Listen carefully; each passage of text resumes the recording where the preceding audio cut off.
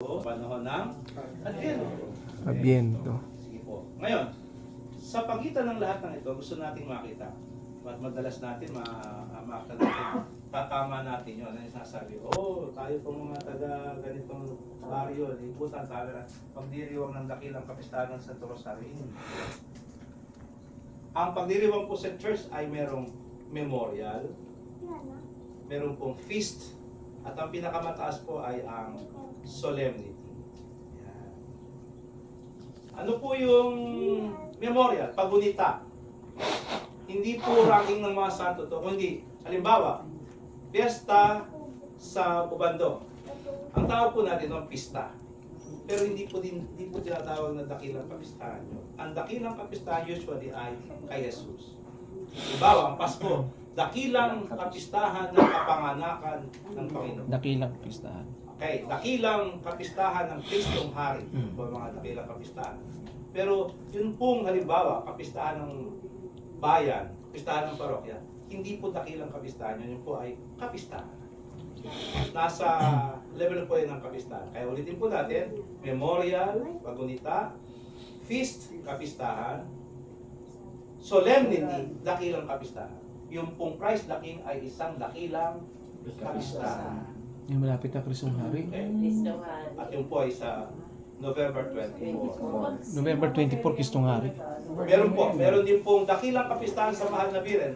At kaya lang po, yung pinakarurok lamang, halimbawa, dalawang dakilang kapistahan ng Mahal na Birhen ay ang Immaculada Conception. Dakilang kapistahan po yan. Ano ba ibig sabihin ng dakilang kapistahan? Halimbawa, pag natapat po yan ng kahit na simpleng araw, meron po tayo tatlong holidays of obligation sa Pilipinas. Yan po yung sinasabi ng lumang katekista, sa mga katekista. Ano sinasabi natin sa mga bata? Tatlong utos ng Diyos. Ito, may katekista tayo. Tatlong utos ng Diyos. Mahalin mo ang kapatid. Pang-apat yata. Ano pangatlo? Di ba, Father, binago na Sabbath day, Magsimba ka kung linggo. linggo. Pag tinagalog na, sa English yung ganito. Remember to keep holy the Lord's Day. Pero pag tinatagalog natin, magsimba kung linggo at pistang Pangilin. Ngayon, maraming nagsasabi ng pistang Pangilin, pero hindi mo naintindihan ng pistang Pangilin. Ang pistang Pangilin po sa Pilipinas ay tatlo. Ano ba ibig sabihin ng pistang Pangilin? Dakilang kapistahan po yan. Na kahit anong araw matapat, Lunes, Martes, Miyerkules, Huwebes, Biyernes, magsisimba ang lahat.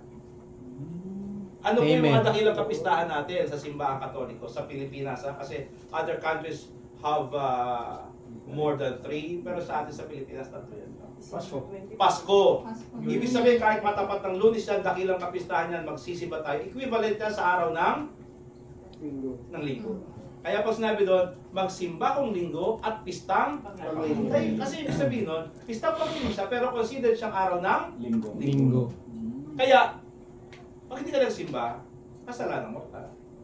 Okay po. Ano po yung pangalawa? Immaculate Conception, December 8. Kaya kung napapansin nyo, ngayong taong ito, ang December 8 ay Sunday. Sunday po.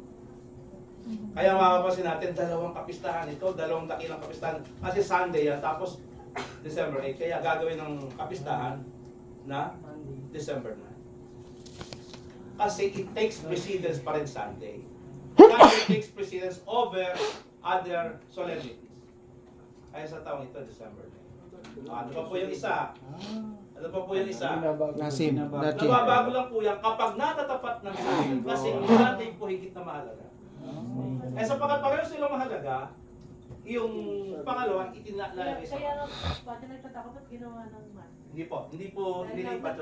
Pag natapat lang ng Sunday, ililipat siya ng Sunday para parehong bigyan ng importansya, magkaparehong importansya. Pero paano po yung Pasko? Pag natapat ng linggo, gagawin Lunes? Maganda tanong yan, pero hindi.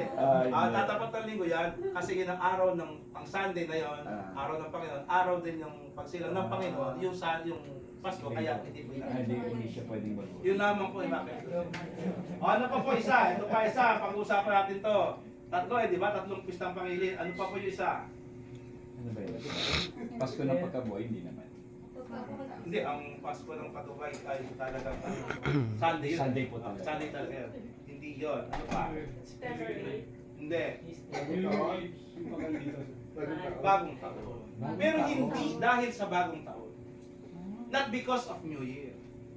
Kasi Ano yun yung ano? ang January 1 ay pistang pangilin, hindi dahil sa bagong taon, kundi dahil ito ang divine, kapistahan ng Divine Motherhood of Mary.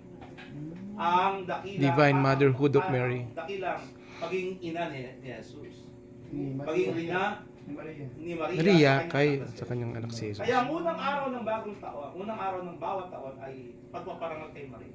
Yun ang alam ng mga... Yun ang totoo nun dapat. No, kasi hindi sila nagsisimba ng mismo unang-unang. Ang totoo nun dapat i-reiterate na. Bakit? Kung sinasabi natin sa Ten Commandments, pagsimba ka kung linggo at pistang Panginoon at hindi ka nagsimba, kasalanan mo ka, dapat alam natin kung ano yung pistang Panginoon. Pistang pangilin. Ang tawag po doon, pistang Panginoon. Sa English po yun, holidays of obligation. One word po yun. Kasi Holidays pag of two words po yun. Kapag holiday natin, yung ordinary holiday, the Jews have holiday, Holiday, one word. Pag po, holidays of obligation, Holy, another word day, kasi ano yun, pistang Panginoon dito sa Yan. po, kaya mahalaga yun na maalaan natin. Magandang aral. Ang pistang Panginoon sa Pilipinas ay tatlo. At anumang araw matapat ang pistang Panginoon yan, magsisimba tayo kasi equivalent yan ng araw ng linggo.